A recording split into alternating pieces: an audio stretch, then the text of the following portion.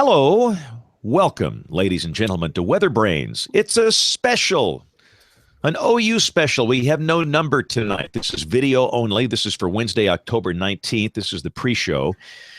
And who roped us into this? Rick, was it you that roped us into this? I'll let you know at the end. If it works out well, then- So I think we're going to talk social media and goodness, Kevin, you've got a ruckus going on in there and you can't talk much. What's your status? This is why I was so excited to participate in this. I figured that I would be one of two things would happen. I would be kicked out after 2 minutes, or I would end up talking all night.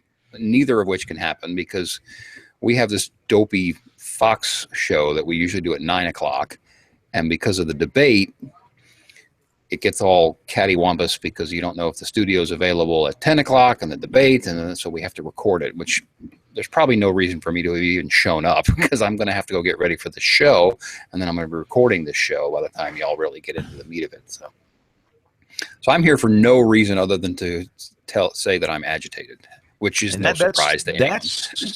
And I'm agitated that you can't be agitated because that was going to be the highlight of this show. I mean, you were going to be the star.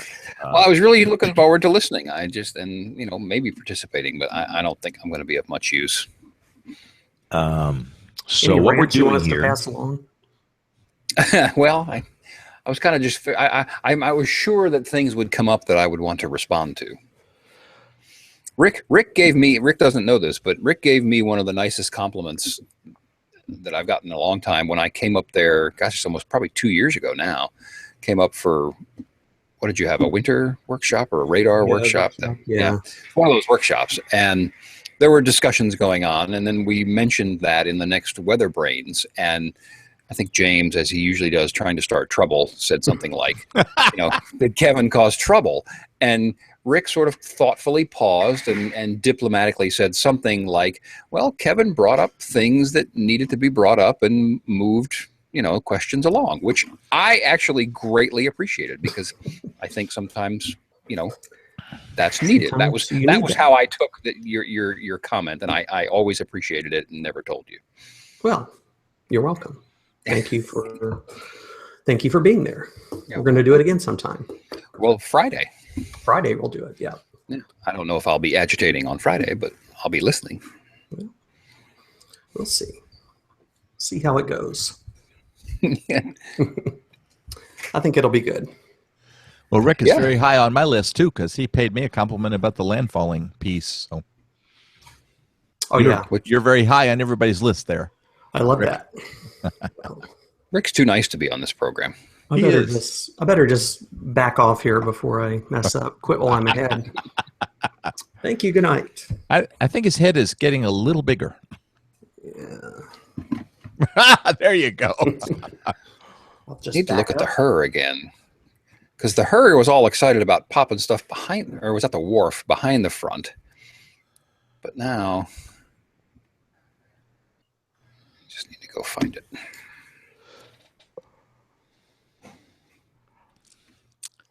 Maybe this is just a big joke on WeatherBrains. They're sitting there thinking, "Ha, we got these guys all assembled." No, I invited them in, and it came up OU School of Meteorology. I mean, it was the right account, so they have been invited. But we've learned this over the years that the smarter our guests, the least likely they're able to get on the hangout here with us. If you have an IQ in excess of 300, you have no hope of getting on this thing. Yeah. See, now the her is all excited. And to look at the viz, you're just like, meh, really? Yeah. What's it seeing that you don't see? Well, the her's got big stuff from here, from me up through Waurika and south of Rick. I see a little, clustering on the viz. But the low stratus is developing on the... Go ahead. See, Bill's got this fancy... Google PowerPoint thing here. Google Slides. Yes. So responsible social media use for meteorologists. A special WeatherBrains presentation. That's smart. Just go ahead and tick me off with the title. There you go.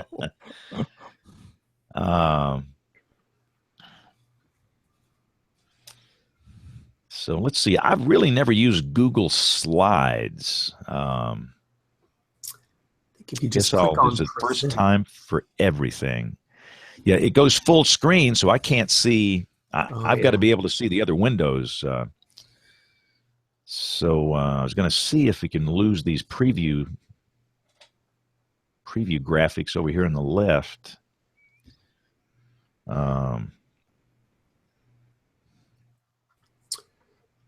Yeah, it's not like PowerPoint. I don't see the same. I don't know if you could just minimize those thumbnails over on the left by dragging the. Yeah, you can't. There's nothing to drag over Nothing here. to drag. Yeah. No, it's all HTML5 or something. And again, if I blow it up, what does that look like? Is it full screen now? Mm-hmm. Yes. Oh, no. Yes. Well, I just can't. Problem is, I can't do anything else when it's full screen like that. But yeah, we'll make this work because we're good. Now we just got to get our guest on here. So I thought we were the guests. I guess we are. We could just sit here and be cranky and rant about something. Is that off, Cody? 10? Okay. Daryl's almost ready. Well, I'm not going to be ready. I got something else to do. So you're recording the Fox newscast that runs at 9? Yes. Okay. So how do you do that with thunderstorms around? From your mouth. I mean, it's like, I'm good, but I'm not that good. So let's see here. Let's look at the radar from KTLX. FDR. I was looking at Rick's territory up there. Let's look at you, KFDR. They're trying. Yeah. Getting squashed. Yeah, we had 11 and a half drops of rain and a couple of rumbles of thunder here at the house a little while ago. There's a little cell trying to go up just north of the weather center, but they're just struggling.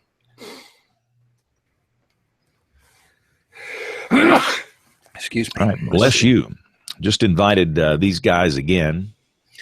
Well, they just told me they're going to be ready early, which means they'll actually be ready between 5 and 10 minutes late. But now I got to go be early. Wow. Agitated. I can tell. Just agitated.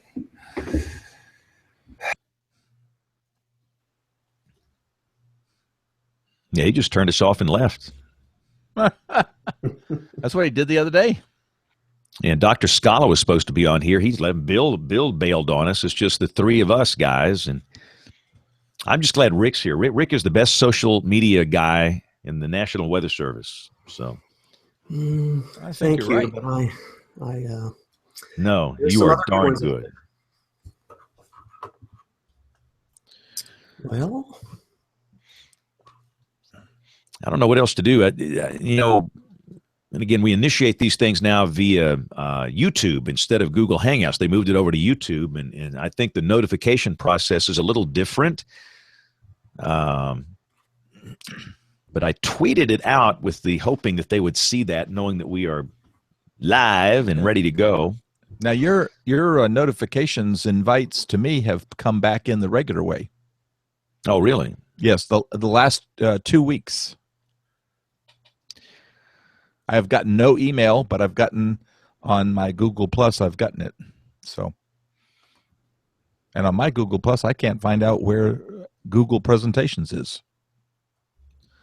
You have to do that's Google Drive. Oh, is that what it is? Yeah, Oh, okay. drive.google.com. And I see. Okay. Bill, I think, shared it with everybody.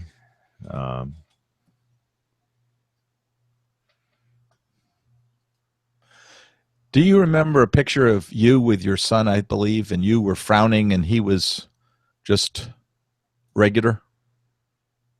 When? Not too far in the past. I don't know the exact date. I was trying to find it and I couldn't find it. Might have been the Wrigley Field picture. It I might made have some been. goofy selfies out in front of Wrigley Field. See, we gave those guys some good luck. You got Cleveland in the World Series. They won today. And Well, I have a great use for that picture if you can send it to me, because I couldn't find where you posted it. Goodness, it'll take me forever. Well,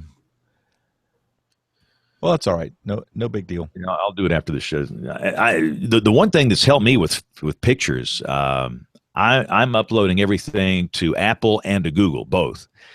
And the Google service is really good. I mean, you can search James Spann frowning Wrigley Field, and it comes up.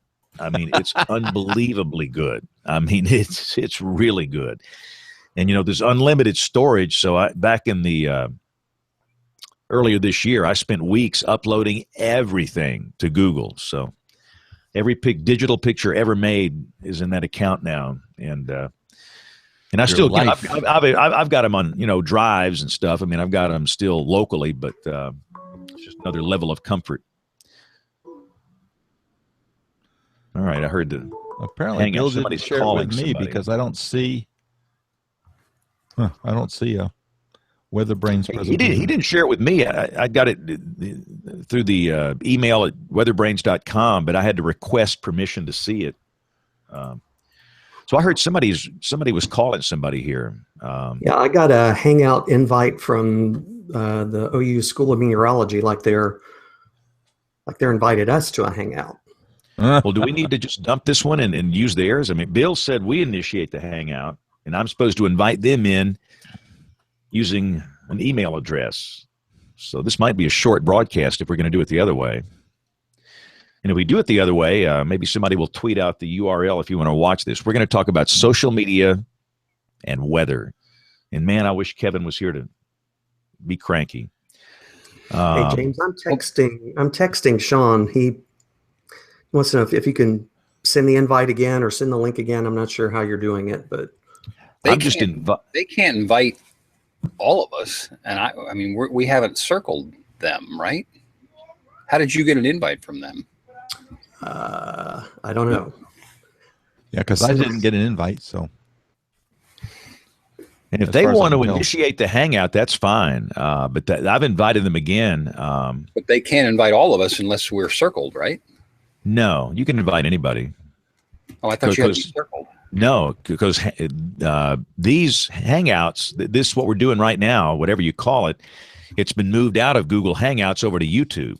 Oh, so it doesn't. Oh, so it doesn't matter anymore. It doesn't matter. You can invite anybody you want, as long as you know their email for their Google account. Let's see. And the down there, I've got links, but one is the video embed code, and one is the YouTube page. It's not. I can drop the YouTube page. I'll drop that in the chat room here, but I don't think that's going to give them the ability to join. That's just if you want to watch. But maybe if I've invited them. He said, send us another invite to the, I guess it's to that SOU, what's the email address? The one I'm using is OUSOM. Of course, I better not say this. Yeah. Yeah. They said, send us another invite and they'll join. It's about the sixth one I've sent them. So, and again, it comes up. I mean, when I type in that email address, it comes up. They've got this college logo. It's got, School of Meteorology. It looks like it's working fine. So I bet you there's somebody there that can figure this out with all those smart people gathered together. But like I said, the smarter they are, the harder it is to get on the Hangout here. And again, if you're watching this, we are not going to do an audio podcast version of this, so it's not going to get a show number. This is just a video special that will be out there for the world to see. Or if it's a really bad show, we just might blow it out and delete it. I don't know. I don't like to delete anything. I love your honesty, James. I don't like to delete anything. I mean, just it's all there. Leave it everything, including the dirty laundry. Exactly. Hey, I have good, a bad, I have a ugly. question for you, James. Yes. Is it against company policy to take the vehicle home when you're going to be leaving the next morning to go someplace and it's shorter distance? Oh, I don't know. Okay. Maybe somebody from Sinclair's watching; they can answer. But my response is go for it. Until they fire you, go for it. I mean, and if Well, you I've got to get do fired, I've got to do a promo tomorrow afternoon on the Chaser, and it would be convenient to bring it home and then leave directly for Greensboro from here, since I'm south. But I do not want to break company policy. I will say I have done it before, and I'm still working here, so I think you'll be okay. Yes, except I think there's a tremendous difference between your status and my status. Come on, man. You're the internationally beloved meteorologist. I mean, Yeah. come on. That and $4.50 will get me a Frappuccino at Starbucks. All I can think of is the federal government rules on that, Brian, and Yes. I'm just screaming, no, don't do it. Yeah, right. And I remember, Rick, a few times I did do it. Yep. I mean, it makes, I'm not going to get on my rant about rules that make no sense. I know. I think we're in business here. I see a class. Does this need to be turned up? Hark. Oh, yeah. We got some creepers. We have a whole classroom. We have been in that room before, Brian. We have. It was a They're year ago waving. today, actually. What's going on?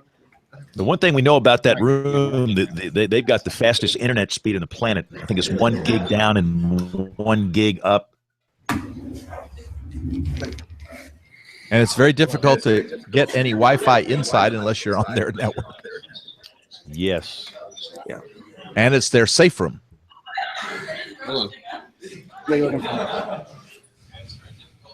So, Need a wide-angle camera. this is the room where I embarrassed myself with Chuck Doswell.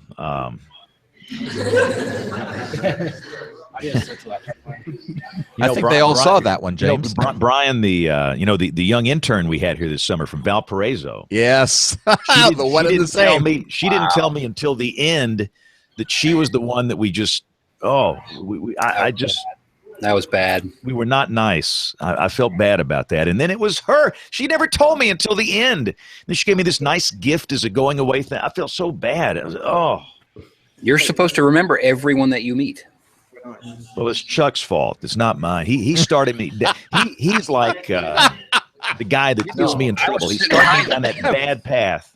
You guys were like a couple of 8-year-olds. We were, and they set us down there in the end. See if they can hear us, at least on the mic. We can hear you. Can you guys hear us? We can hear you. 1 2 1 2 1 2. Yes. The screens in the sky. Are they hearing us? Yeah, can you guys hear us? Hello? Sounds like they can't hear us. No. I'll play them a song since we're doing social media. Let's get social. Social. With social media. Now, see, that'll clear that room in a heartbeat. We know that if they actually heard that song, they would not be sitting in there. Yeah, they can't hear a word we're saying. That's good. Well, somebody said something funny. If you guys can hear us, raise both hands. And they're wondering, why in the world has this guy got his hands up? No, they can't hear us. So for those watching on the YouTubes, the interwebs, once we get this thing started here, we'll get them where they can hear us. We'll get started. I could just play some bad songs. I'll play this one. This is good. We haven't played this one in a long time. See, this is cool. I mean, we're not doing an audio podcast. I can just go wild with the sound effects here. Non-stop coverage, you better tune in. When he speaks, you gotta listen to that evac plane. Going live at 5 down by the riverside. All right, enough of that. Can you guys hear us? We're not hearing. We're not. Somebody hearing. raised their hands. Wait a minute. If you can hear us, like raise your hand. Like really. They can hear us. Okay, we made progress, but we can't hear them. We can't hear you, but you can hear us. Wow. Yeah, we can play some. So let me play my social media song. Want to do that? Let's get social. With social media. Kevin's head is going to blow up. It will. Eventually, it has to. That's a cool green light on that mic. Boy, I'll tell you one thing. They got bandwidth. That video is clean looking. Isn't it, though? Yes. When we were in there, it pegged every speed test. It just pegged it. We had no idea how fast that pipe was. Rick, how fast is that pipe? You work over there. Super fast. That's technically, if you want to. I love the technical description there. That's as technical as I get. Sorry. Super fast. Super fly. Super fast. But just don't try to make a phone call out of there because it's a black hole. Yeah.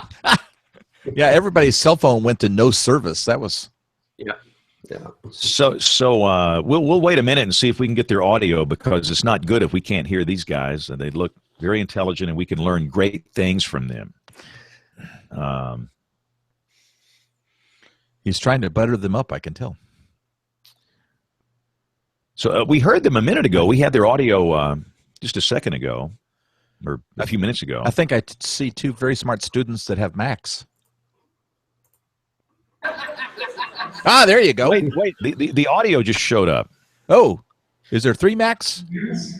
All right. Yes. Awesome. Now I'm not hearing like that mic. It sounds like I'm hearing the computer mic or. Wow.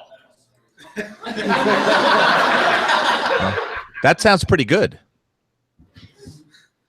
Tap on the mic. Nope. No, that mic is not what we're hearing. Oh, I know what the deal is.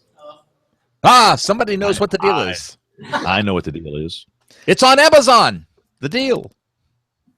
Oh, now nothing again.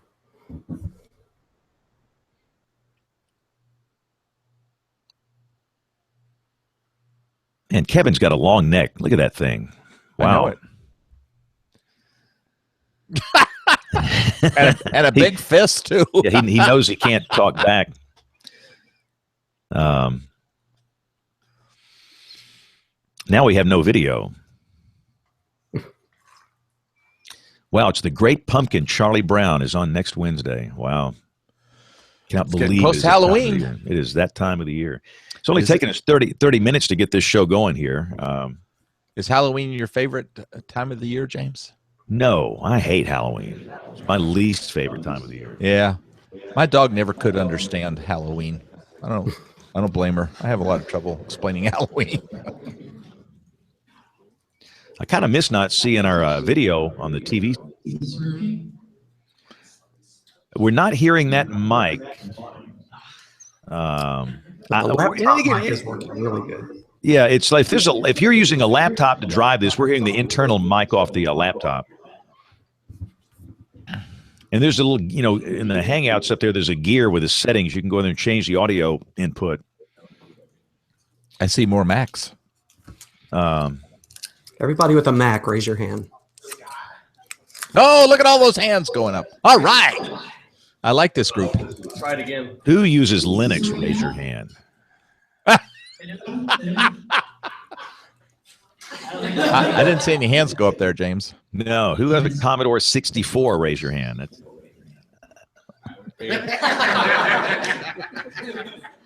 We're on top of technology.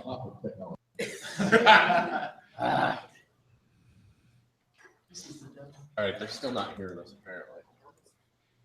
Through an internal mic, it sounds like. Oh, I can hear myself. Yeah. The laptop mic sounds really good if you can somehow use that. Hello, hello, hello. We could. There would be a little bit of a delay. Yeah. Hold on just a second. It's not this cord that's bad. All right. Get them. Are you guys talking? Are we We're talking? Are you talking? Yeah, there we go. There we go. Now you're talking. I see something coming over. We're going to be a little bit delayed, but from video and audio. You what? Yeah, whoever's talking right by that computer, it sounds great. Oh, you know what? I bet you I know what the deal is. That's the second time you said that. And so far, we're still looking to Amazon for the deal.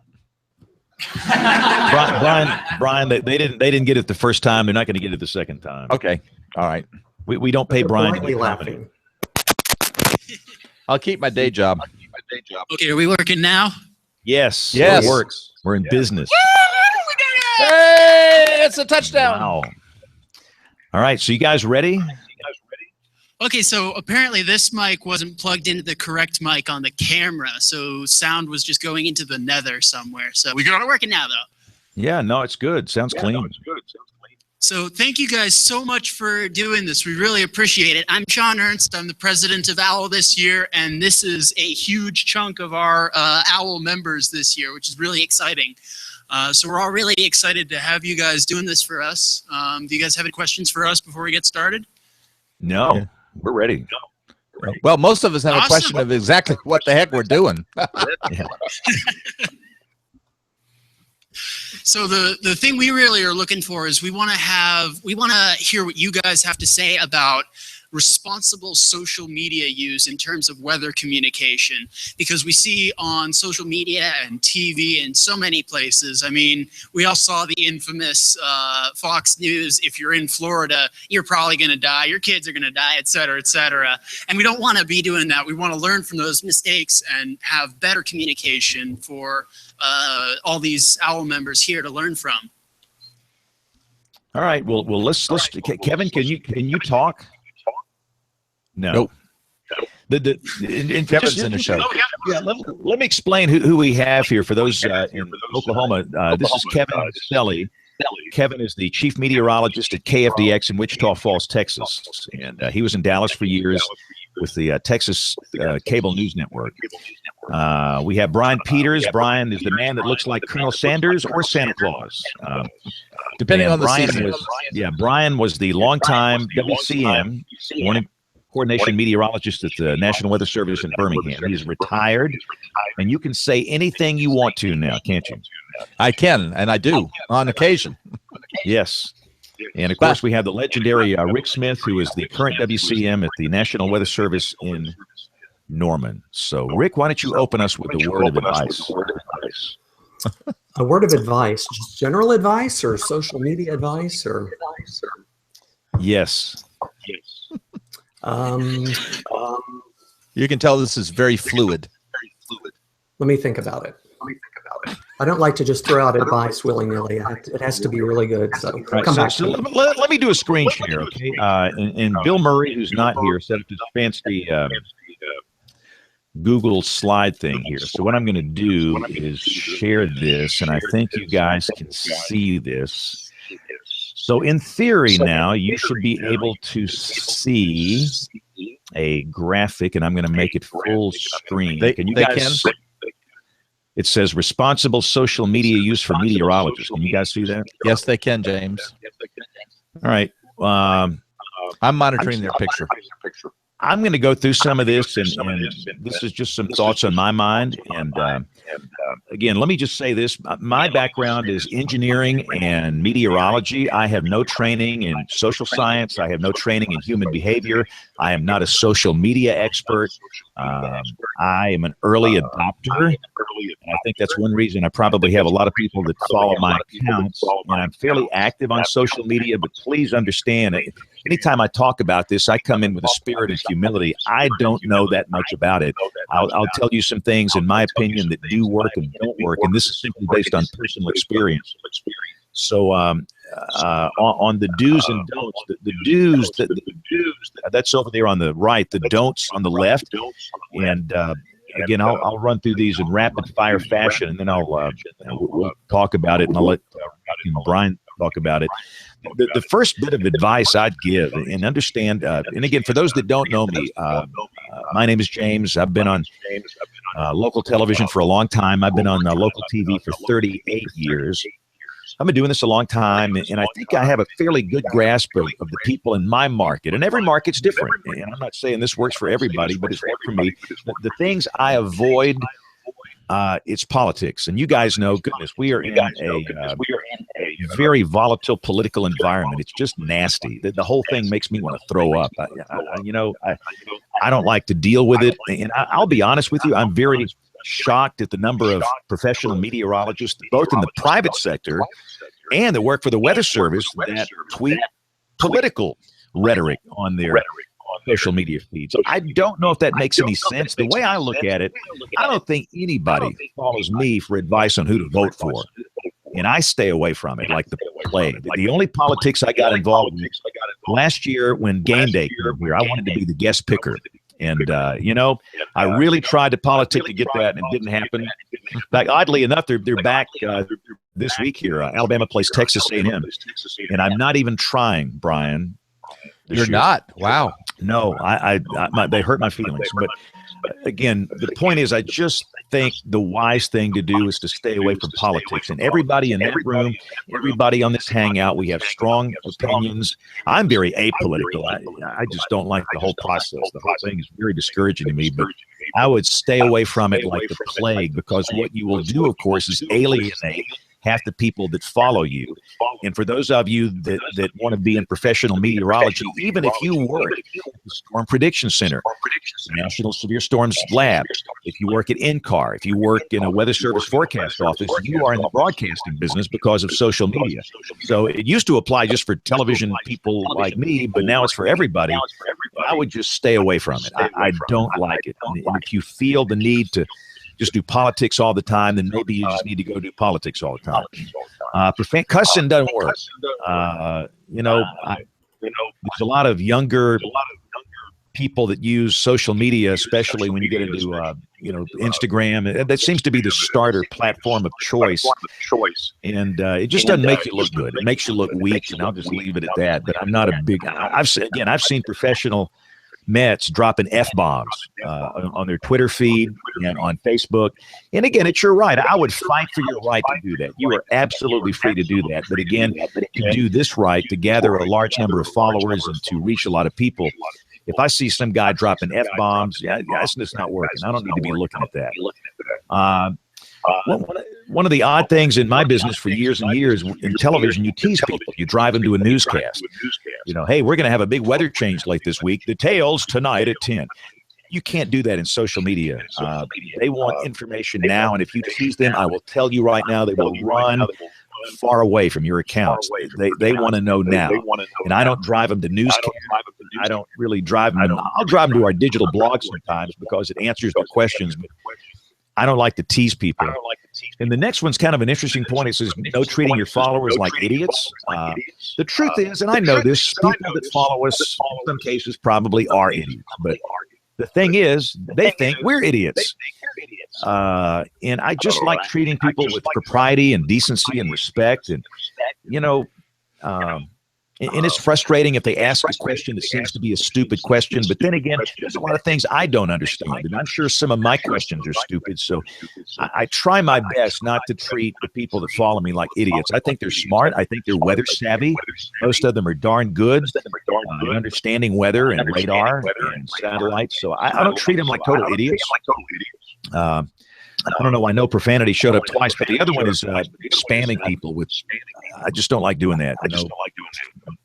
I try not to do that. Particularly on the do's, and then we'll stop. I'm a big believer in following people back. Let me see if I can pull up my numbers here while we're talking. Twitter has put a limit on the number of people you can follow. They've changed their API just a little bit. But I have on Twitter, as of this moment, 296,848 followers. I am following 55,600. What's discouraging to me, I see a lot of people that are professional meteorologists, and they'll have a lot of followers. And I look to see who they follow, and it's like 5 or 1 or 2. And what you're saying is that you're not interested in hearing what anybody else has to say. You just want to be a big loudmouth and be a town crier and not, listen. So what I do, the way I do it now with the API problem, when somebody sends me a picture, or if they send a report or engage with me in any way, I will check to see if I follow them. And if not, I will follow them at that point. So when you send me a picture or interact with me, that's when I follow people. And I think it means a lot to them, and especially if you're going to be in the media business,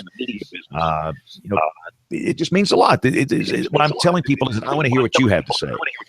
And the next point is respond to questions. I have seen people with a pretty good active Facebook page, and I'll see people asking questions, and it's like crickets.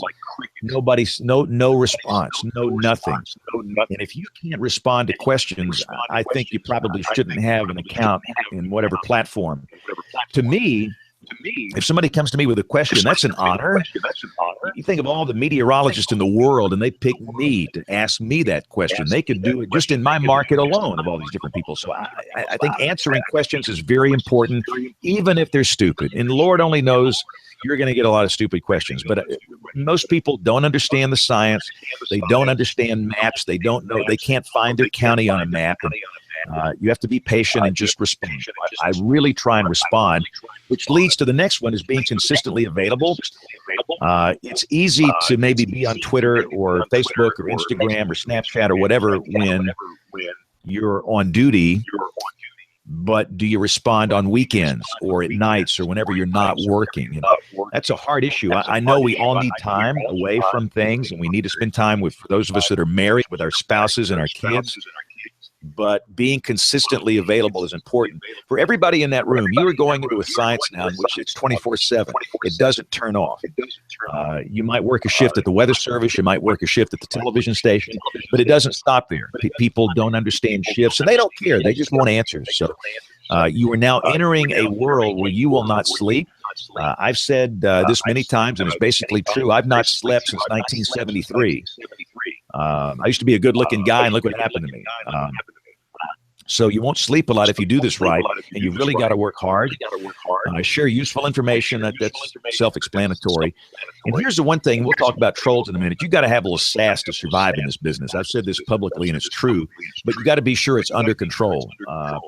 And we'll talk about that in the trolls section in just a minute. Post frequently. I've heard this from social media experts. I always worried I was posting too much, but they say you can't post too much. And I think that's right the more I look at it. And if somebody sends you some good user-generated content, don't be afraid to share it. Some people don't like my Twitter feed because of all the retweets, but the best content I have on my feed is from others that follow me. And some of the fall colors are just stunning around the country. And I get some amazing content from those that follow me, and I love to share that. So having said that, that's all I got to say. Rick Smith, what do you have to add to all that? I think those are all really good. I did think of a good piece of advice, and it ties into this. Like James said, you have the freedom to do whatever you want to on social media, but this may be coming up on a later slide, but one of the things I've learned is when you're in this professionally, there's really no such thing as having a personal account. I treat my personal account like I would the office account, maybe a little bit different, but I'm not going to go on and say anything really crazy because people cannot distinguish. I don't care what your disclaimer says.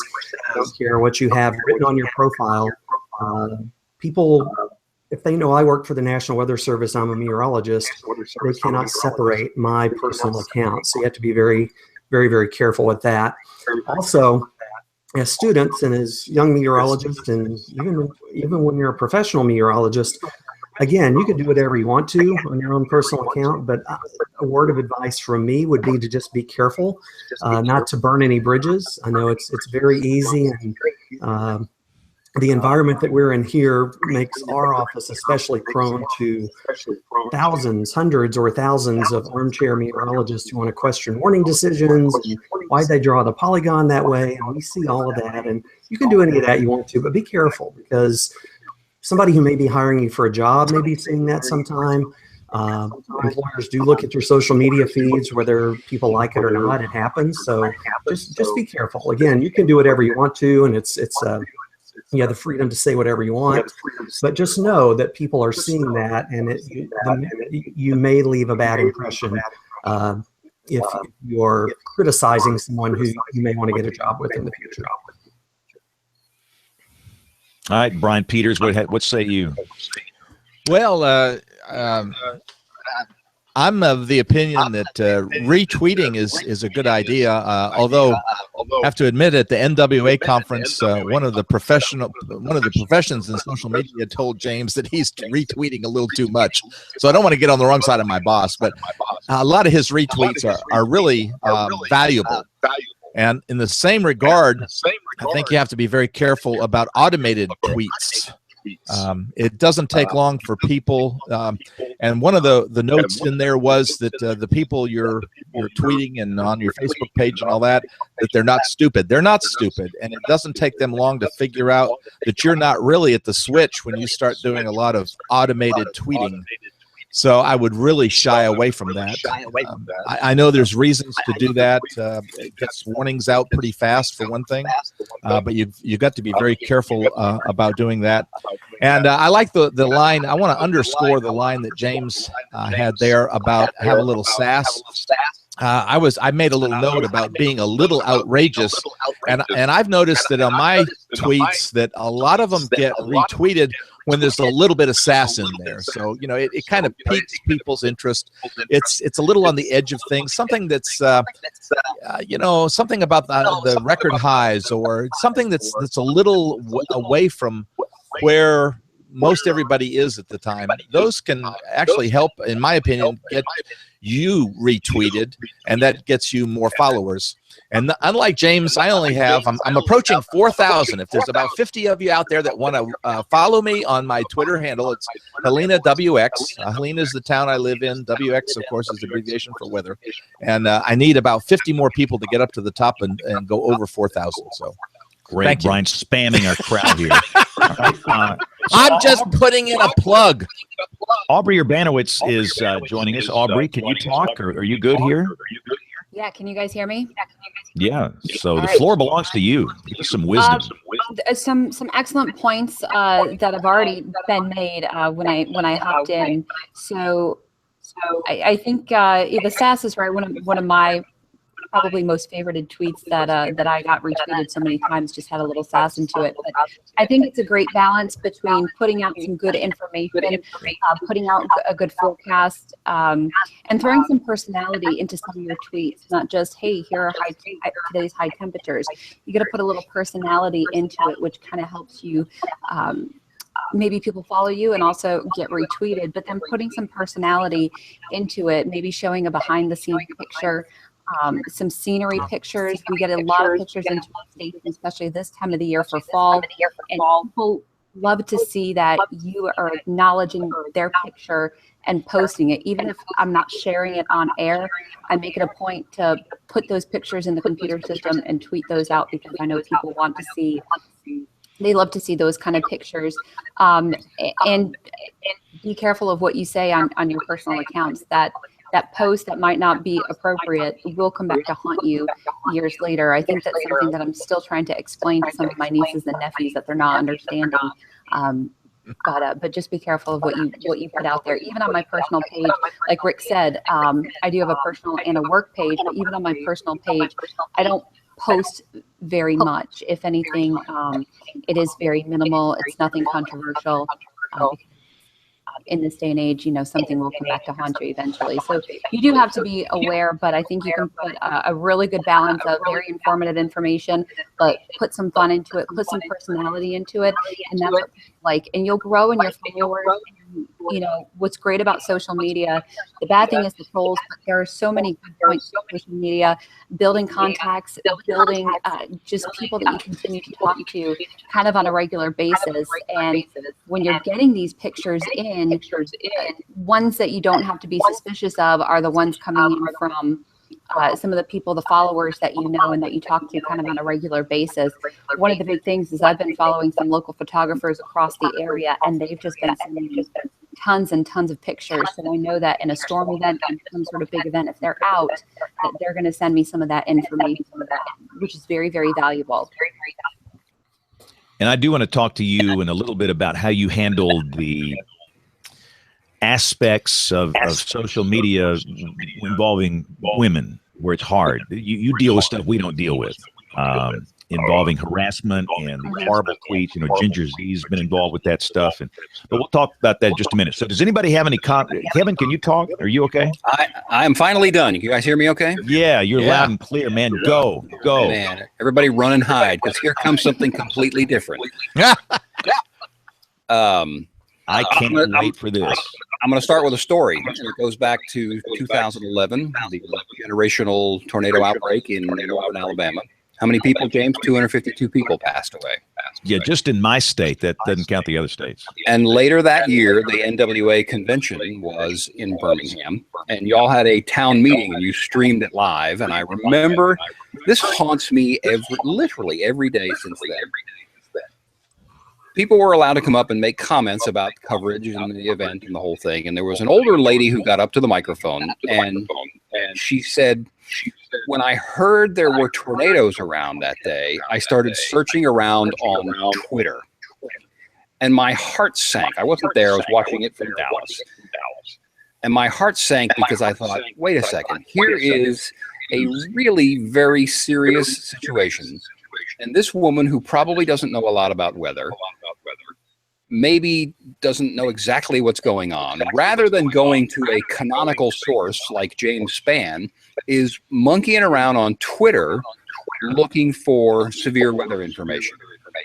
Amongst all the other tweets, she's getting cheese, you know, I'm eating cheese tweets from her nephew and whoever it is, amongst all this other stuff, rather than going to an important source. And that has bothered me since that day.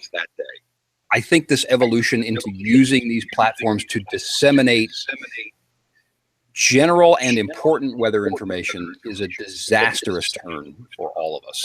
I completely understand getting information in. I know that you get, you know, pictures from outlying areas, James. I understand the idea of getting wonderful fall color pictures in the mountains of Virginia where Aubrey is, and I get pictures from around here, and we like that. That's content generation. I'm really frustrated at the broadcast industry for not taking the lead on this. I mean, we were the big 900-pound gorilla in the room at the dawn of the web, and we've ignored it.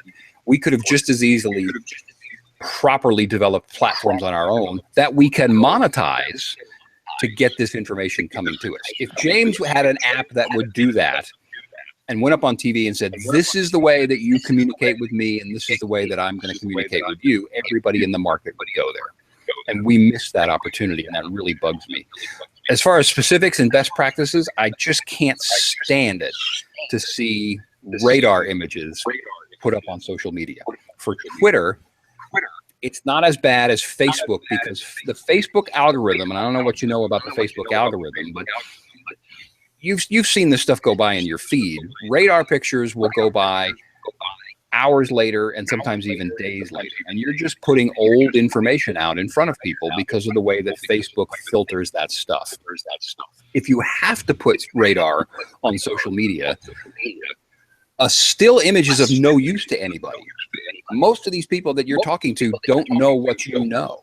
And so a single radar image shows no direction. And so what's the solution to that? Well, we use radar scope and we draw these little badly, you know, designed blue arrows and put 15 miles an hour or whatever to show some direction. But the stuff is instantly old when you put it out there. And that really makes me unhappy. And then same thing with severe weather information, warnings and such goes out. And for some percentage of the users, it's old. and then you're having them go to a place that is not a canonical or a time-sensitive weather source. Now, can you put something out that says, hey, something's going on, go to my canonical source? Yeah, I think we should do that. But those are my biggest disappointments. I'm mad at the industry for not evolving that way. And the radar stuff and automated stuff is driving me crazy. There is this wave of tweets going by. The sun just set in X City at 6:45 tonight, and nobody's asking for that. They're just, I think what's happening is people are trying to find clever ways to automate something to get their names out in front of people going by in people's Twitter feed. I completely admit I am so far off the reservation on all of this stuff, but I think that it has merit, and those are my initial comments. But I'm thrilled to be doing this. I appreciate you guys asking. All right, you guys have anything to say in Norman? Tell me I'm crazy. Tell me I'm crazy. Because I am. And you can tell me that. So we'll open the mic to questions for everyone here. So if you want to come down and ask any questions, just come on down here and put your voice on the internet. And it will be on YouTube forever. I want someone to argue with me because I really like discussing this stuff, and it can be James or Aubrey. I'm frustrated at James because I think he led the way on this, and I think it was a bad choice. See, Kevin hates me. My feelings are hurt. I'm devastated. Well, for those who don't know, I was James's first intern 1,000 years ago. I was on the radio in Birmingham. He and I got to know each other, and he got me involved in the state program, and I'm grateful to him to this day. But we have argued about this for a long time. When Facebook first came up, we talked about this on the show just a couple of weeks ago. Facebook came up. James loves new stuff, and he gets rolling in there. And I don't know that we all thought about the long-term consequences of this. But he and I fought on this Facebook thing back and forth for years until one day he came out and said, "Yeah, Facebook stinks as one to give out information." Proving that I was right. I don't know. I see both points of view. I don't know. I don't have the answers yet. I don't know what's best. I see the points of view from both sides. I know during an event, I think most of us are too busy to consistently, unless you really have like a third or fourth person in here to just be on social media, to just tweet radar images or things like that. It's hard to do, especially if there's just one or two people in the studio. I know I'm more likely to tweet maybe a radar or something as far as incoming, but I think you're right, and I think that's something I've made an attempt to do more of, is just pushing to the newscast, always putting our website in a tweet if I can fit it, always in the Facebook post, always reminding people that they can download our app. I don't know. I would like to know the answers. So let's talk about trolls for just a minute. This is something that's an acquired skill, and I'll go down the row here and let everybody talk about how they handle trolls. Rick Smith, you're a Weather Service WCN. Somebody gets on Twitter and says, "You suck, and the Weather Service in Norman sucks, and you miss all the forecasts." How do you handle these trolls? Well, on my personal account, I try to count to 10. If I'm at work on the office account, I count to at least 50 or 60. And we joked about getting some oven mitts or boxing gloves to wear in the office, because the temptation to just fire back at people is sometimes overwhelming. My philosophy is you're never, ever going to win. Now, if somebody is saying something that's obviously wrong and obviously a threat to life, if somebody's just completely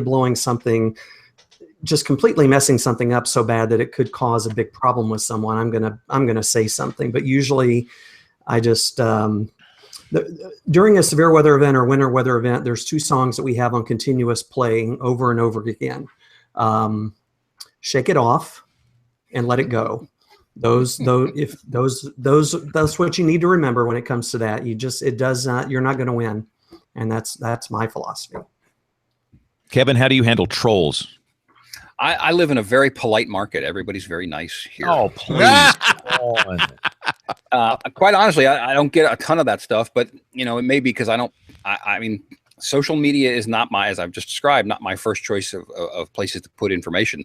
I guess I would say I would follow Rick's comments and say he's right. You're not going to win. I remember this is some months ago, a year ago, and I can't remember the woman's name. I think she's in Oklahoma City.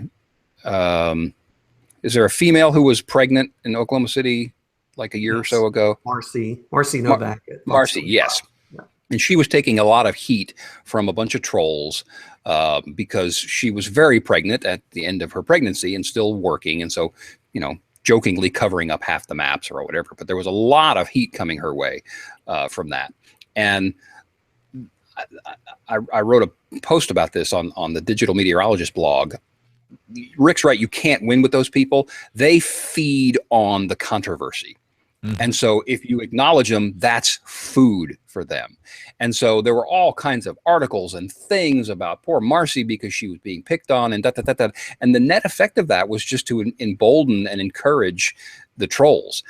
And when they come along, Rick brings up a good point. I mean, if they're causing damage, yeah, maybe you can say something, but I got to think 90% of the time you just let them go, because that's the thing that's going to drive them the most crazy, is to not be acknowledged. Yeah. So Aubrey, I think it's different for a woman. So how do you handle the hate and the vitriol and the trolling that goes on in social media? I have to say I am extremely lucky, and I don't know that I would be in this business or continue to do this if I did not have such a great area. And I don't know what it is. I do get it often, but I get it as a fraction of what some of these other women get as far as trolls and negatives and hateful emails and continuous nasty comments. Very, very fraction. I'm talking maybe once a week, if that, on a very rare basis. So I am extremely lucky. Unfortunately, not everyone is as lucky. But I don't know, Kevin, I kind of differ on that point of view, because the several times that I have acknowledged someone who maybe had put a negative post, specifically on Facebook, I think they see that acknowledgement that, it's not just some person or some person in a corner sitting behind, my newsroom Facebook account. There's actually a person reading these, and she can read these. They've either apologized or said they're sorry or deleted the comment. And actually just a few weeks ago, we had a rain event coming in, and the day after I posted something on Facebook about it, this guy said that we never get rain, we're not going to get as much as you think. We call for, I think the Weather Service was calling for a little bit more than we did, but it was still in the range. So we called for 1 to 3 inches, and we got 1 to 3 inches of rain, right on the money. Forecast was dead on. And then he criticized that and said, where's all this rain we were supposed to get? And I politely, said, hey, this is what we called for. This is what we got. This is exactly right. I'm sorry that you may not have paid attention to it. And I wrote some nice things, but kind of some eye-opening things. And I said, you're not going to sit on my page and criticize me or my forecast. If you do say something negative again, then I can ban you from my page. And I was floored at his response. His response was, okay. That was it. That was it.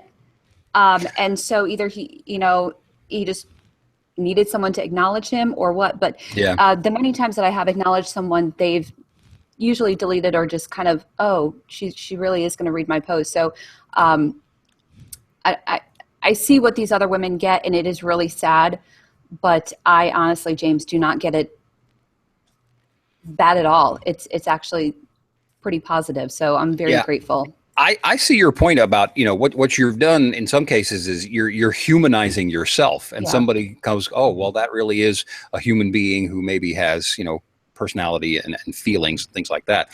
And it's kind of a crapshoot, sometimes that's going to work and sometimes it's not. But I absolutely see that and agree with it. It's obviously the crazies, like the people picking on Marcy and whatnot. You just can't deal with them. Yeah, that works for us too, with the faceless NWS Norman Twitter account. That's just a government account. If you can show a little personality, or sometimes if you do respond somehow, let them know, hey, there are real people here. A lot of times people are just like, it's like, oh, there's really people there. It's like, and they kind of back off.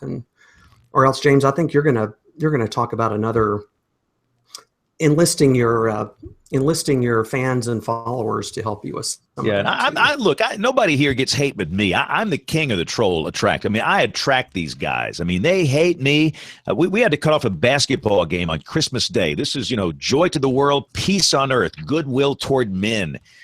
Christmas Day, and we had to cut off a basketball game, NBA basketball game, for a tornado warning that could have killed a lot of people in the city. This was a city tornado.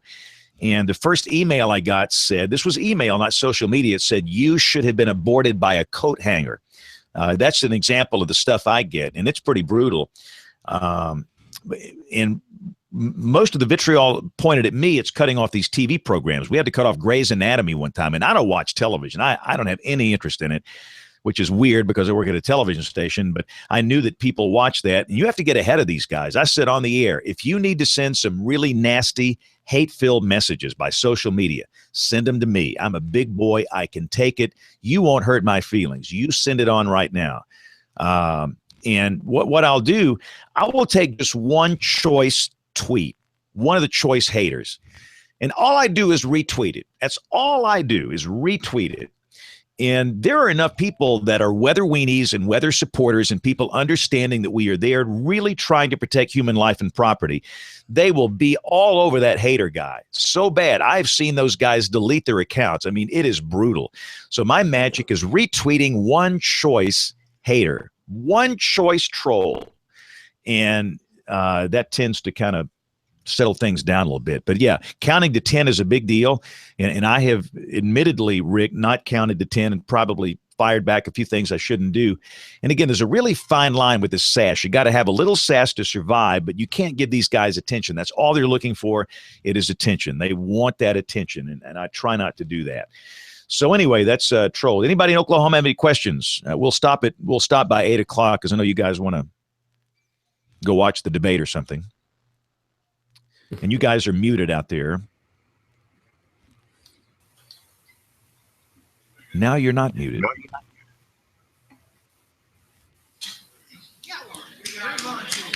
Hey, a victim. Right. Is it on? Okay. What do you think is like the hardest part of like social media and like in your job? I guess. For me, it's time. And let me just say this. Time management is one of the greatest skills you'll have to learn if you're going to do professional meteorology. It's brutal. I don't sleep a lot, and it is very hard in managing all these platforms.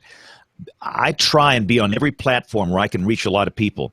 I spend a lot of time on Snapchat. People say, why do you waste your time on Snapchat? That scares these kids to death, thinking some old creeper like you understands how it works. But the reason I spend time on Snapchat, that's how I reach 18 to 24-year-olds. And an 18 to 24-year-old's life is just as important as some old guy like me.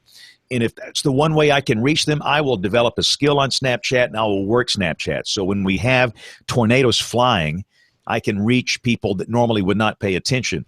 We did and again, in my state 5 years ago, as Rick said earlier, in one day we had 62 tornadoes and it killed 252 people. These were precious people that died. The death toll that day is insane. It should not have happened. And we did a very poor job of reaching certain people groups, and young adults was one of them. Young adults don't watch television. And again, people in this room are different. You're weather people, and we're all anomalies here. But if I can use one of these platforms to reach people, I'll do that. So I spend time on Snapchat, on Instagram, on Twitter, on Facebook. I still spend time on Google Plus because of search engine rankings and optimization. And again, I don't have time for that. And everybody says, well, I don't have time for that. Well, my question, I don't either, but I find time because I think it's important.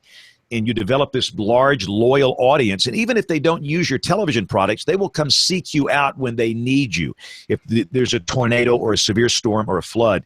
So to me, one of the greatest challenges is time and learning the different platforms. I do not believe in setting up Hootsuite or one of these management platforms to where one message goes out across all platforms. They are different. They are radically different. and I've never liked that. I just don't. And yeah, it's a time saver, and I guess if you're in a crunch, it's okay. But the messages I put out on across the different platforms are somewhat different. So time management is a big deal. Learning what products and services to put on each one it's a skill that you have to learn. And every market is different. What works in my market might not work in yours. But time management's a big deal.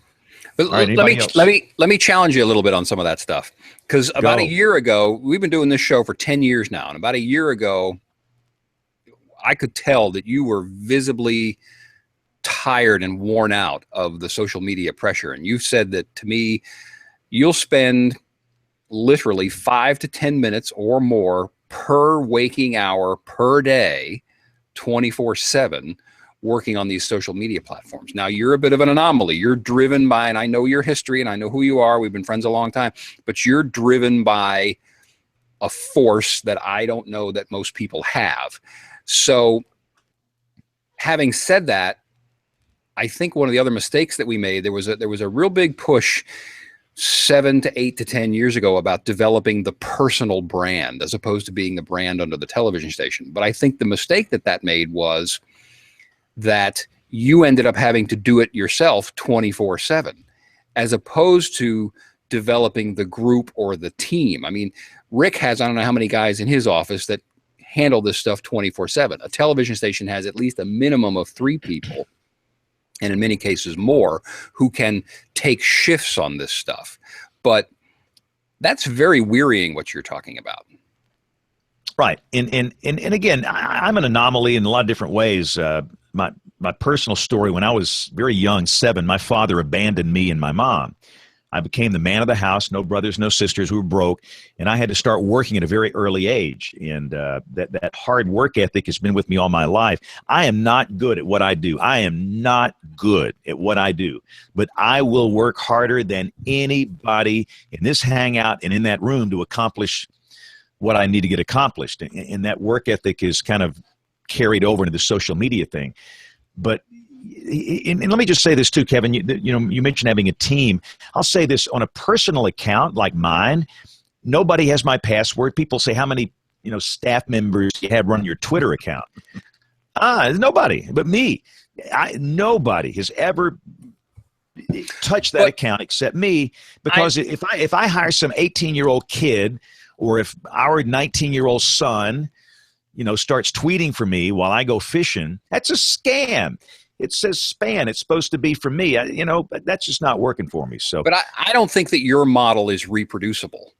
Right. I'll agree with that. I challenge anybody in this room to work as hard as I do. And I think some will, but a lot of people won't. And that's fine. It's a personal decision. And I agree with that. But part of it is that you, to your credit, were in on these things very, very early. And so you caught early, and then it's kind of snowballed. But we've hit a plateau on a lot of these things where that's just not going to, that model is not reproducible. Nobody can do that because it's the same thing that happened to Sarah Hill. And did she ever come on this program? I did a program or two with her, but she was the anchor in Missouri, Middle Missouri, who was the first to open up Google Hangouts during a newscast and allow people to go on and watch what was going on behind the scenes. And she eventually got to where she was talking with people. She went like a bullet on the early days of Google Plus to 1.2 million followers. But it was because she was the first in. Nobody can go and reproduce that now. And so to promote these social media platforms is a way to do, again, what I think is a wrong way to distribute weather information and say, well, this is what you need to do. This is what you need to do because this is what I did. I don't think that's reproducible. So I don't know how sound that advice is. Yep. All right. So no, I mean, I'm looking at the clock here. I want to get out by 8 o'clock. I want to move on to live platforms, social media live, which is very important. And I'll just say that the 2 main platforms I use are Facebook Live and Periscope. Meerkat died. I think they pulled the app from the App Store. Their platform's gone. But it seems like the 2 big players in the field right now are Periscope and Facebook Live. And I think it's important to talk about best practices. So, Aubrey, do you use live platforms? And if so, how? Yeah, I use Facebook Live. I haven't done Periscope or anything. I don't even do, James, you're more advanced than I am. I don't even do Instagram or the Snappy Chat. But I do Facebook Live. I do it occasionally. I do it more with bigger events, upcoming events. It really drives followers. I do it with things that people might have a lot of questions about, because I think that's the main interaction when you do these live events is you want to answer the questions. That's why you're live and not just posting a video, is because people can actually ask you questions. So when you're doing the Facebook Lives or whatever it is lives, make sure you're scrolling through and answering the questions that are posed to you, because that's the whole purpose of putting yourself out there like that. I usually try to keep it short. It doesn't end up being short.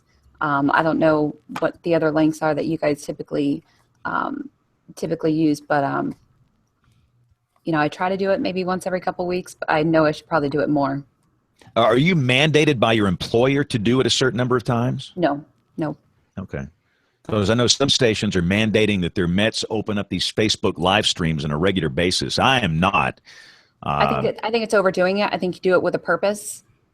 Yeah, I don't. Facebook Live scares me to death. We opened up one initially. If you were verified and you could use Facebook Mentions, the app, and I started playing with it one night, and we had 90,000 people watching that live stream within 5 minutes. I was scared to death because we were doing this goofy song of the night thing we always do. But I use Periscope for the fun stuff and use Facebook Live for weather events, and we'll talk about that in a second. So, Brian Peters, you ever use Facebook Live? I have not yet so far. Okay. Kevin?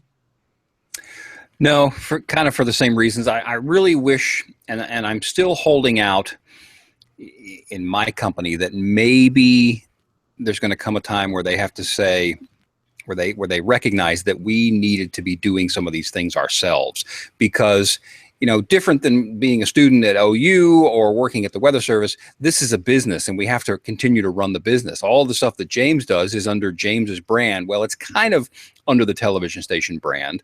But if the television station vaporized tomorrow, or if James got fired tomorrow, could he sustain this model on himself? Yeah, in his market, he probably could, but most of us couldn't. And if the television station was still around and we tried to do this, and this has been tried by a number of broadcast people who have left the business to try and go and do their own thing, it just doesn't work. It doesn't scale. It's too much time. It's too much energy, and it doesn't return enough money. So I think we goofed in not developing these things on our own so that we could then monetize them to continue this business. Now, let me just, I totally agree with Kevin. We did goof. I mean, the broadcasters just gave it over to these people. We don't know the platform. Facebook can change their algorithm constantly. We have no idea what they're doing. It is very frustrating, and I will agree with him. He's got this thing right in a lot of different areas, but yet at the same time, I feel like I have to use social media to accomplish my purposes for the company I work for and for me as a brand. Rick Smith, National Weather Service, talk about live platforms. How do you use them? Well, if we could use Facebook Live legally in the Weather Service office, we would have been doing it for sure. I think it's a powerful tool, but we haven't received the authorization to do that. The Weather Service is moving much faster than we used to with things, but there's still a lot of tests and evaluations and checking terms of usage and things like that before we can enter into agreements. So we're not doing Facebook Live. There are offices that are experimenting with Periscope, and there are offices experimenting with Instagram. I've used Periscope on my personal account from the office during severe weather. I don't think I'm supposed to be doing that, but I'll still do it occasionally. We won't tell anybody. I know, but you get these cryptic emails from some regional headquarters person that sounds like they're telling you to stop. Anyway, I think those are all great. I think anything that we can do to get the information out there, people love to see behind the scenes stuff. I've done periscopes on damage surveys before out in the middle of a field in southwest Oklahoma. And people love that. I think we need to be on all of that we can be on. I would add one more thing, I think, to the live things, and it's just something I think a lot of people need to consider, is I wish that we would not try and make those things a performance. I think that, especially during a severe weather thing, there are moments here where and I'm watching thunderstorms here now, but there are moments where I have something that I think, okay, let me comment on this because it's heading toward a town, or it's strengthening, or it's weakening, or whatever it's doing. But we're all so used to having the performance and no dead air of radio or television that I think a lot of times these performances come off as somewhat scattered or nonsensical, or they're just not helpful because we feel like we have to go and keep talking. If I'm going to start opening up here, and hopefully through the company I can do it one day, when there are storms around like today, I'll just leave it on. I don't have to be talking the entire time, because if somebody's going to come and let them and have them look to me or my group for information, let them come, put it on in the background, and if I come on every 5 minutes or every 10 minutes and say, hey, we got some information for you, I think that that's okay. I agree. All right, so let's go back to Oklahoma. Anybody have any questions? We're down to 8 minutes here. We got a few more things to say. Anybody have anything you want to share? Anybody mad at us or upset? And you guys are muted. If you would unmute, that would be awesome. We're getting some feedback on that channel, so I muted the channel coming from you guys. And that's a function of the Google Hangout. You just go up there to the, there we go. You are now audible. So I did want to say one thing. We did have time sort of slotted until 8:30, so don't worry too much about the time. This is great stuff that it's better than I could have ever imagined. But is he watching this program? Yeah, but they're clearly watching some other program. I had a question about the use of what kinds of weather content are the best kinds of weather content to be sharing. So we talked a little bit about radar earlier on, but you go on social media and oftentimes you see people posting, 3-hour 384 of the GFS and talking about mega super ultra storm X crashing into a vulnerable part of the coastline, or 25 inches of snow for New York City or something like that. And what kinds of weather content should we be looking to share on social media, and what kinds of weather content should we really be thinking about maybe not sharing or adding some sort of explanation to? Kevin, I think you're dying to say something. Just say it. I turn into a broken record. I think if it's interesting, you absolutely share it. And that's the stuff you'll see that people pay more attention to and that they retweet or whatever, if it's interesting. If it's time sensitive, to me, absolutely not. All right, Brian Peters, what say you? Well, in the blog videos that we do, James, a lot of times we're looking out into what you have referred to as voodoo country. And I know, for example, on Matthew, at 384 hours, I don't put a lot of faith in the exact position, but if you show a map from 384 hours, you can't ignore the fact that there's this tight gradient and this bullseye down over the Bahamas. So it's kind of like, well, look, we have a trough over the U.S., and it's like everybody wants to know what that thing is down there. So you just can't ignore it. But I'm firmly a believer with James that we can't put a lot of faith in 384 hours, and too many times we see those long-term things. They're here today and gone tomorrow. So from one model run to another. It always, I know that one of the things I do is I always note, or try to note anyway, about the consistency. For example, if there's an event coming and it's a week or 10 days out, but the model seems to be picking up on it in a very consistent manner from run to run. I don't mean 24 hours. I mean, the 6Z to the 12Z to the 18Z to the 0Z. And you're seeing this consistency, that gives you a little more confidence in what you're saying.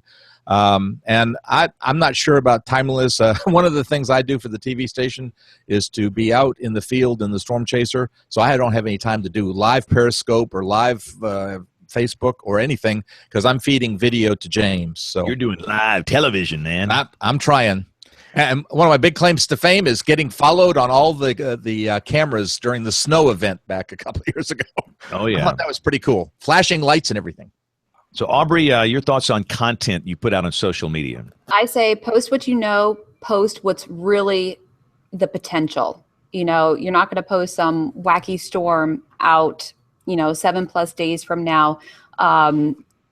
Even like, let's say this weekend, we could see the first snowflakes across the higher terrain in parts of West Virginia, close to our area. It's Wednesday. Yeah, it's a little early. I might post something tomorrow saying, hey, some areas in West Virginia could see the first snowflakes of the season. But I try to really think about what's important as far as relevancy, what the viewers are going to know. They don't understand, for example, a lot of shear or something like that.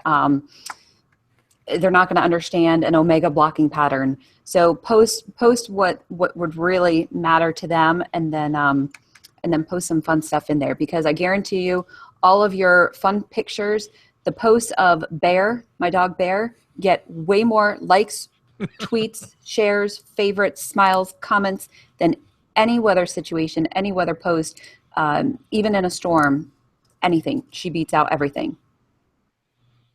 Rick Smith, what do you post on social media, content weather-wise? Well, people are going to post things. I mean, whether social media has made weather so competitive, and people want to be the first to tell you about this and that. It's always been that way in the TV world, I guess, but now everybody's in on that. And one of the things I'm always careful of is, it's okay. I can tweet a picture of a model output at 7 days out or something, but I always try to think about, okay, what's going to happen once that leaves my hands? Once it leaves my hands, it's out of my control. So a graphic, let's say you post a graphic, a 7 days from now, the snowfall forecast. It doesn't matter what you write above the picture. If you write, this is the craziest forecast I've ever seen, in no way do I believe this is going to happen. Just the fact that you've tweeted that picture, people are not going to always read that text. So you always have to be careful. Post what you think. I think Aubrey said, post what you know, post what you think is a likely outcome. But you have to be really careful, because things get taken out of context, and something that you tweeted or posted on Facebook that you had all good intentions about, saying this is an example of a bad forecast. Well, that may get shared with your comments detached from it, and then it just takes on a life of its own. So I'm probably paranoid and a little anal about some of that, but I think about that before I tweet things, because I know it's just it'll live forever. I'll be bold and daring and just show you my Twitter feed today. I am the most random, hodgepodge, bizarre mix of content. Again, I've got a very odd account, because I'd say probably half my followers are in my market and half are not. On what do you base that? Because I feel it. I just feel it. I feel. You think 150,000 are in your market? Yes, and 150,000 are not. Yeah, I would suggest that the number in your market is. I have no basis for this, but I would say would be far less. But I don't know. Yeah, I mean, you might be right, but it's just for what I feel. But so I get all this content from all over the country, and if there's a really big event somewhere, I'll throw it up there. Like we had a tornado warning at Cincinnati. I mean, this supercell went right over the big airport, CVG airport. And so I posted that. Notice that is it's an animated GIF, if you can see that. Like Kevin says, I think the animation is important. Facebook doesn't allow, to my knowledge, you to post animated GIFs over there, but you can on Twitter, and that shows the storm movement, and it's got the timestamps down there in the lower right, and I use Radar Scope. But I do that because I know a lot of people in Cincinnati follow me, because I was in Cincinnati a couple of months ago at I was at this engineering fraternity function that I used to be in years and years and years ago. And it was stunning to me how many people, when I tweeted some pictures, said, hey, you're in town, you ought to come by, whatever. So, again, I think it's useful, and I think people that follow me in other parts of the country follow me for weather, and they're interested in that. That's a supercell here in October, and that's a tornado warning, and they find it interesting. So that's an example. And then stuff, it's retweets. User-generated content, and I retweet a lot of sunrise and sunset pictures. And I know that some people don't like it. The social media experts hate it, but it's me. If you're following me, you're following me, and I like a sunrise and I like a sunset. But you'll go days where I will get 500 of these things a day. you're certainly not suggesting that people in Cincinnati should be paying attention to you for weather information because you're not there. And what if you had chosen not to put that stuff out today? That is just an informational post where I think people are interested in a supercell near a big city, and it's informational. No, you cannot do the weather properly unless you understand the culture, the people, and the geography of the market that you serve. And I'm not here to serve anyone, but I know a lot of people do follow me on these accounts there. This is a retweet of I work for this TV station, and I visit schools every day. And, a lot of people don't understand why you take the time to do that. Well, it's a big deal. People got me excited about science when I was young, and I'm a big believer in giving back and doing things like that. So I'm in at least one school a day. Many days I'll do 2 schools. And we had the kids shoot video, and it's the kid cam, and parents and grandparents eat that stuff up. And again, that's a win-win-win-win-win for everybody. Yes, there's nothing wrong with that. Stay there, because I'll say something nice about you for a change, other than what I've done this whole time.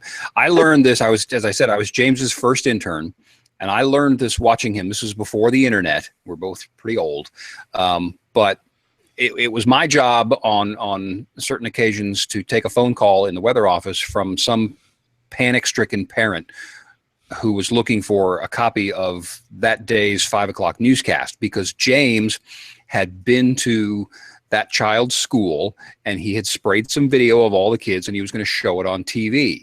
And little Tommy, half of little Tommy was on TV for, 3/4 of a second, and the VCR was flashing 12, 12, 12, 12, and they didn't get it recorded. So the panicked phone call was, where can I get a copy of that? I tell that story to make the point, anybody wanting to go into TV, this was critical, because what James has done over a career there in Birmingham has reached out and touched little groups of 10 or 20 people at a time, day after day after day after day for 100 years. And over time, that builds a large following, because he's made that personal contact with people. And then those 10 or 20 kids in school have then 40 parents and 80 grandparents watching, and those things cascade. And there is no greater lesson for people who want to go into television than to follow that model and go out and make those connections like that. And you have to do it little bit by little bit by little bit at a time. So there, I said something nice about you. Thank you. You're a very sweet man. It's just the right thing to do. And I love working with kids, and it's awesome. You come out there and they're dressed like me. Notice I'm not even dressed like me when I go to schools. But anyway, I that's a retweet. And you'll see random weather content. There's a sundog. That's the terminal radar from Cincinnati, and that's a retweet. Again, a lot of this good weather content is a retweet. This media cannot be displayed. Why? I don't know. Getting a lot of that lately. So many images. That's troubling. This time of the year. We've had record heat today. Tweet some climate information like that, retweet some of the Weather Service stuff.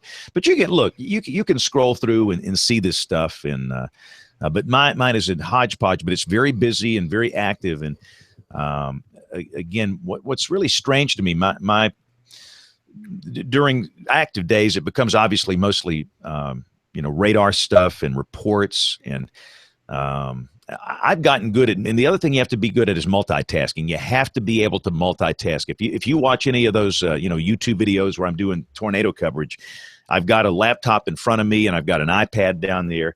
And, most people, their head would explode if you see all this stuff. You've got to be able to multitask. But we've just made a big change. We made a decision here. And Brian, I don't know if you know this, but the next time we do tornado coverage, for the first time ever, I will not be handling social media. I've been doing it by myself. And I think it's got to the point now where I can't focus on the science. I cannot focus on the most important stuff, because it was taking away from that, because it became overwhelming. So one of our guys, the digital guys next door, who's very good. I mean, this kid is good. You ought to have him on this show, because he is good. But he's going to come in and handle social media, Ben Culpepper, and that's going to take that pressure off of me. It's still going to be very intense, but and again, I can tweet a tornado warning while I'm on television. I can tweet and talk at the same time. You have to learn that skill. And again, I don't have anybody working my accounts.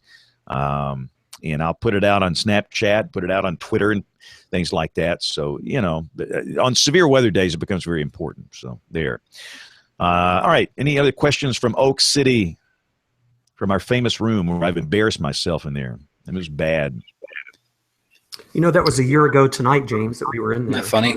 Yes. It was a year ago tonight. Wow. Yes. Isn't that something?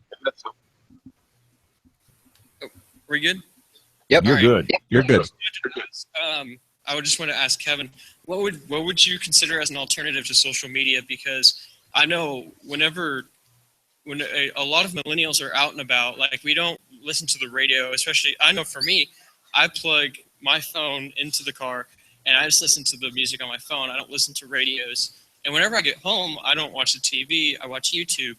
And so there's that information outlet, from broadcasters doesn't directly get to me. So what alternatives would you suggest other than social media for broadcasters to post weather on?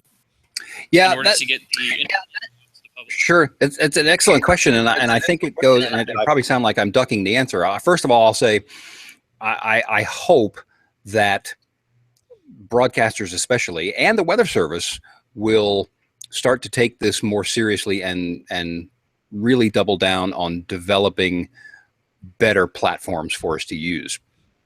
I think your comment is really interesting, and I appreciate it, because what I think it's suggesting is that what my fear was is that we've convinced ourselves that we have to be doing this, that it's part of the fabric now. And the further we go into that, the harder it is going to be to back out of it. And as James said a while back, the minute, Facebook goes and changes their algorithm, something will change, and we have to all go figure out, how to adjust to that. But to ask what's the alternative, I think is saying, well, we have to do this. And I think originally and even today, I just wish we hadn't. I don't think we have to be there. I mean, I kind of joked around with James on this show some weeks ago. I said, because we were all, kind of venting about our exasperation about where this is going and all the trolls and all the bad information. And I kind of believe this. I have said, I don't think there is any way out other than to just stop. And I know realistically that's not going to happen, but I'm probably being too idealistic by saying if we just didn't do it, then maybe we could come up and focus on some better ways to do it other than this. I hope that answers the question. Again, I'm so far off the reservation on this thing. I don't know what else to say, but I appreciate that question. That was a good one. And let me say this, we encourage everybody in the public, don't you dare use social media as a way of getting severe weather warnings. But that's what we've trained them to do. Right. Well, not me. I'm pretty bold. I mean, it's a great way to engage the audience. And yes, we push information down that, but you've got to have a good warning app on your phone. Yeah. And you've got to have a good warning app. And yes, everybody's got WEA, and you should get, in theory, tornado warnings and flash flood warnings and amber alerts. But we don't know how that sausage is made. It's a great mystery. But that's my point, is by putting all of this stuff here, what you're telling people, and this goes back to the old woman on Twitter, by putting all of this stuff here, you're asking them to differentiate between the times they should go there and they shouldn't. Right. But what I tell people, just wait for your phone to go off. If you've got a good warning app on your phone, and it should go off. And when it goes off, then go we where would from prefer there? for you to come to watch us on either the live stream or television. You can watch the live stream right on your phone. And we know that, I have sophomore in college. That's our youngest son. I study his habits. I don't know if this guy's watched conventional TV on a wall in 5 years. He watches his doodads, and that's great. That's cool. But we wanted to watch the live stream on their phone or watch television somehow. We don't want them going to their Facebook feed, and that's a disaster. Total disaster when it comes to pushing information, and everybody here knows this. But so Facebook, how many? Let's do a screen share real quick. Let's look at the James Spann Facebook page. Do we dare? And by the way, I got a problem with Facebook, which is very interesting. All of my visitor posts have disappeared down here. They're gone. And I got to tell the story when you're done. Okay, but anyway, the Leo Laporte story. Yeah, so it says somewhere. Here we go. 330,000 people like this page. So I post that radar picture. That's the Cincinnati storm. I post a record high. How many people do you think that will reach? Well, let's take a look. Let's refresh the page and see, because you can see the stats because I'm the administrator, the only administrator. The Cincinnati radar, 15,000. The record high, 16,000. The afternoon video, 29,188. Stage 3 drought warning from the local waterworks board, 66,000. And that's a pretty good number. But understand, you're not going to reach 330,000 when you post something. You have no idea when it's going to show up. It might show up 3 days later. A fraction of those that follow you get the information. So this is a horrible way of pushing information on Facebook, and we try and make it very clear. You should never, ever, ever use Facebook for getting real-time warnings. And I don't even like people using Twitter to do that, even though there's no filtering right now. So go tell your story, Kevin. Go. Well, it's really your story, and you tell me where I'm wrong. But this is a couple of years ago. I think on a Saturday afternoon, James's public Facebook page disappeared. And you said, all of a sudden you're getting all these alerts and pings and emails. What happened to your page? And so you don't know. It's literally gone. And so this is a story about Facebook. So you spend a couple of hours and you find a fax number to which you are supposed to make a photocopy of your driver license. Yes. And fax it to this number at Facebook and say something's wrong with my page. So that takes you several hours. You do that. Now you're into Saturday evening. Nothing happens. You go through Saturday overnight. Now this is ahead of a Sunday afternoon severe weather outbreak. And at the time, you're pushing all of this. We didn't know what we know, and you're pushing all this severe weather information to Facebook. So you get through to Sunday morning, late morning, and all of a sudden, boom, no message from Facebook, no acknowledgement, nothing. The Facebook page reappears, thankfully 6 hours ahead of time. So you're telling me this story, and I went nuts, of course, because I'm crazy. And I got you on a podcast run by a guy named Leo Laporte, who is a very influential tech journalist. And so a couple days later, you go on the podcast, which meets once a week, and it's you and Leo and Jeff Jarvis, who is a professor at City University of New York, huge technology pundit, and Gina Trapani. And so you're on the program. It's on a Wednesday. I'm all excited. You're all excited. I'm watching from Dallas. And you go on the program and you explain your deal. And as you're explaining this, Jeff Jarvis knows the chief lobbyist for Facebook in Washington, D.C., sends him a note. What happened to James's page? You finish telling your story. Jeff comes in and says, oh, by the way, I just got a note from Fred, whoever he is, in Washington, explaining what happened to James's page. And we all waited with bated breath, and we said, what? And he said, well, the guy says it was a mistake. And that was all it was. And I said, you got to be freaking kidding me. Where is this guy's a journalism professor? Where is the follow-up question? Are you, excuse me, a mistake? That's ridiculous. So everybody went, oh, okay, it's a mistake. And I'm apoplectic in Dallas.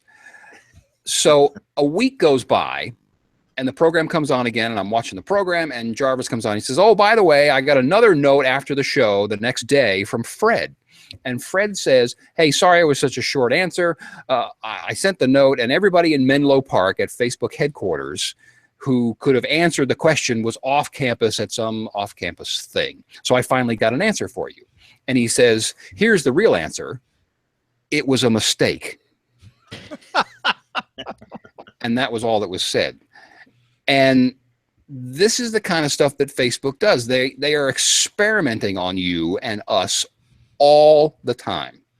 I hope everybody heard a year or two ago about the mood experiment they did, where they took 750,000 users, I think mainly in the Midwestern part of the country, and they wanted to know what would happen if people were given more positive posts or negative posts. They wanted to see what that would do to the amount of posting that people did. So they artificially manipulated by mood the types of posts that people were getting to see what it would do to their post rate.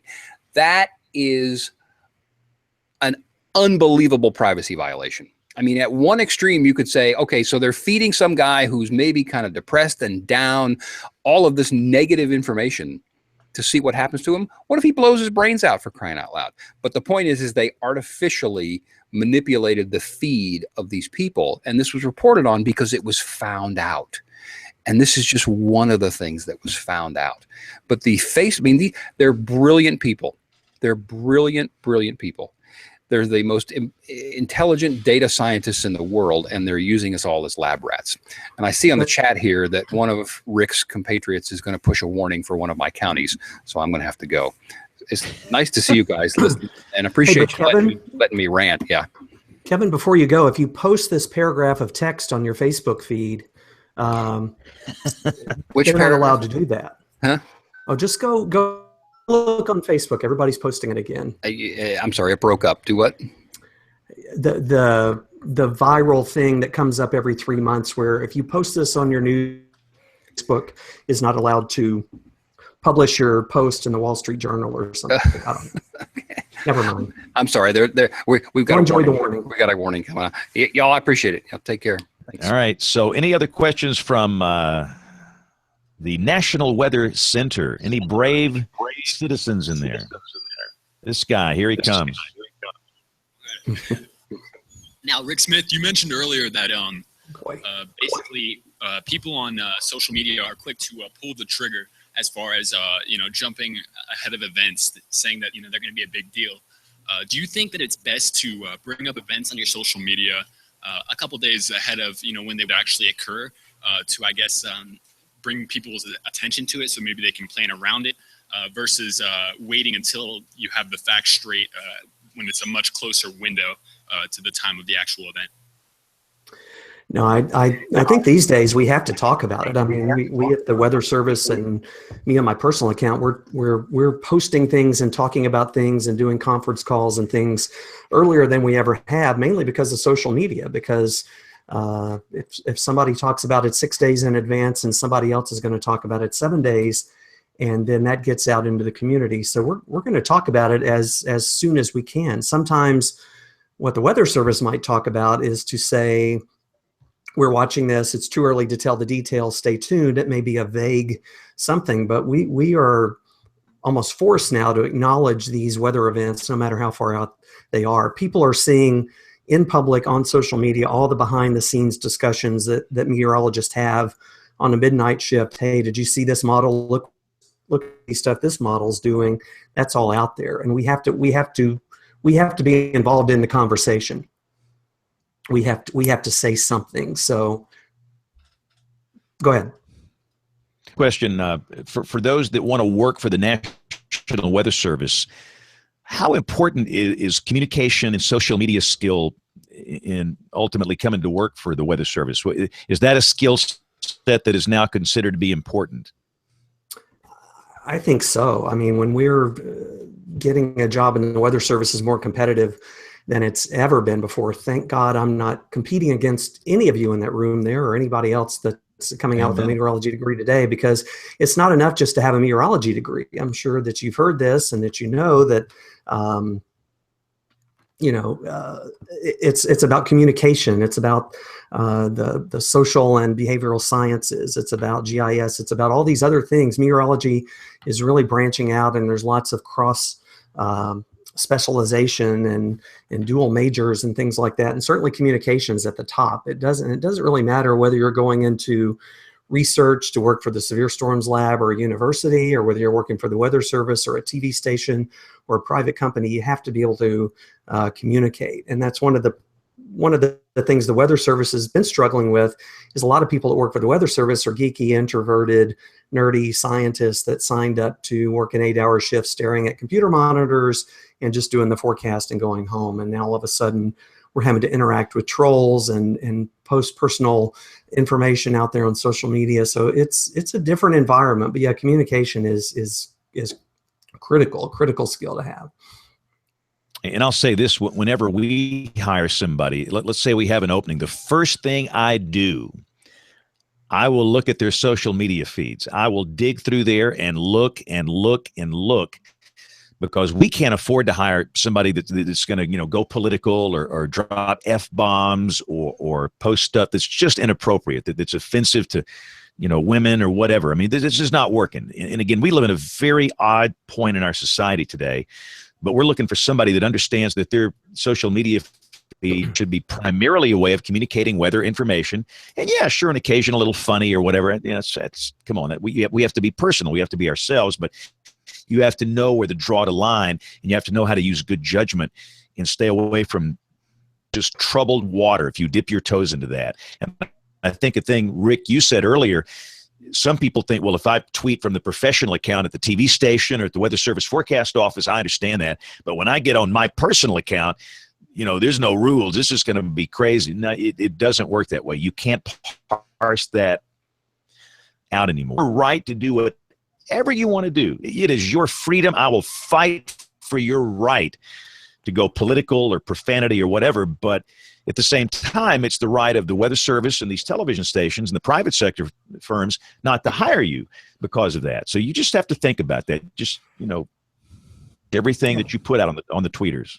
Yeah, and James, people don't like this, but essentially, as students and as people getting into the field of meteorology professionally, your job interview is going on every day, whether you know it or not. So your job interview for a position in the future starts years and months before you ever actually interview for a position. So it's important to remember that no matter what field you're going into, but especially something where it's potentially more public and you're more in the public eyes as a meteorologist, then, it's sad but true. All right, let's do some final comments here because the time, I got to go actually get back to work here. Brian Peters, final comments from a retired warning coordination meteorologist, the internationally now beloved meteorologist. Just remember, whatever you do out there will haunt you forever, so think about that before you do it. All right. When it comes to me, I think an important thing when it comes to all of this is developing a set of priorities. The science part has to come first. That's why you're in school. That's what drove us into this. It's the science. We love the passion we have for learning weather and learning how to forecast and assemble a public forecast that people can use and helping them during severe weather. That's got to come first. And there are times I do have to put this stuff down. I got so many doodads in this room right now. It's crazy. But there are times I have to put these screens on dark and think. You have to have time to do analysis and forecasting. And sometimes I'm not good at multitasking when you're doing that. So having a set of priorities, and the same thing on the personal side. I have been married for 35 years. We have two boys, raised two boys. One's 32, the other's 19. They're 13 years apart. And it has been a very harsh environment when you work in this business, whether you work at the Weather Service, working shifts, you work in television. But I would just remind you that some things in life are more important than your Twitter feed or, doing this on television or whatever. I mean, just develop a set of priorities and be kind of well-rounded. And more than anything else, to be successful, I think, in this business, you have to have the knowledge that you are here to be a servant. You are serving others. You are not here to make a big name for yourself. You are not here to call attention to yourself. You are not here for anything involving you. It's not about you and it's not about me. It's about those people that we serve. And when you start learning that, then all this stuff kind of falls. You feel better about working long hours and answering stupid questions and doing all these things on social media. And you've got to work hard. That's the other thing. There are so many young people I see that come out of college and they don't understand that work ethic. You've got to work hard. You are going to be in competition, like Rick said, with how many people trying to get these few Weather Service positions and how many people are trying to get these positions at television stations. And one more thing, and I'll be through. Every year in the summer, I take our interns, Brian, to a certain store. What store do I take let them me to? think about that just a minute. It is Walmart. Yeah. People think that I'm going to take them down to the WFO here or the radar site or something, but I take them to a Walmart. And I've seen brilliant college students. Oh, they're so good. So much better than I am. That cannot communicate with people in that Walmart because they don't look like them and they don't live where they live and they don't have the same income. And if you can't communicate with the people in a Walmart, in a working class part of the city, then you have no hope in this business if you want to work for the Weather Service or television. And I think the biggest change in the Weather Service is that they are now mass media people. They are in broadcasting because of social media. Rick Smith, his Twitter feed, personal, the Weather Service in Norman, the Facebook page, they've got thousands and thousands and thousands of followers. You are in the mass communication business, and you've got to understand how to communicate with the masses, including people that don't look like you and are not your age. And some have done very well. This young lady this year, the First Lady, Brian, hugged her. Yes. I've never seen that before. That was getting an A+. But you look at the ones that have been successful coming out of this operation here from this intern program, it was typically the ones that were darn good in academics, that made excellent grades, excellent scientists, and they passed that Walmart test. And you look at Ginger Zygees, where she is today, and I think that's an example of where you can go if you pass all these things. All right, Rick, final words. I really can't top that. I mean, I think you really said, you know, nobody knows it all. We're learning this stuff as we go along. I've taken 0 classes, like James said, in communications or social media. It's all on the job and just learning it as you go. And so don't ever hesitate to, you know, a personal plea or a personal message to everybody in the room there. You know, we're right upstairs. We're right up on the second floor, and it may seem like it's hard to get in, but, you know, ask us. There's lots of social media experts, I think, in that building there where you are right now, and take advantage of that. I mean, ask questions, send us a Twitter message, an email, a Facebook message, whatever. We're learning it just like you are. So I think we can figure out things together. And I've learned stuff from watching things that students do on social media. Good things, not just bad things. Lots of good things. But I think we can all learn from each other and help each other, because it's moving so fast. It really is really hard to keep up with sometimes. Right, and just be connected. The more people you know, the better off you'll be. So go up there, spend some time with Rick. And Rick will never say this, but I'll say this. I think he's the best social media guy in the entire National Weather Service. What he does with those accounts, his personal account and the Norman account, is just brilliant. So he is a great resource. But guys, I got to go back to work. So Oklahoma, thank you all. Wrap. It was great. You can now resume your regular programming schedule. Give everyone a round of applause. That's the thanks, first guys. call. Thank you guys so much for doing this. We all really appreciate you guys taking time out of your days to talk to us about social media and to really give us your innovative thoughts about how this sort of environment is changing over time. So with that, I think we'll let you guys go. And again, thank you guys so much. And we really appreciate all you guys are doing in the weather enterprise. Awesome. Thank you, guys. Y'all have a great night. Thank you.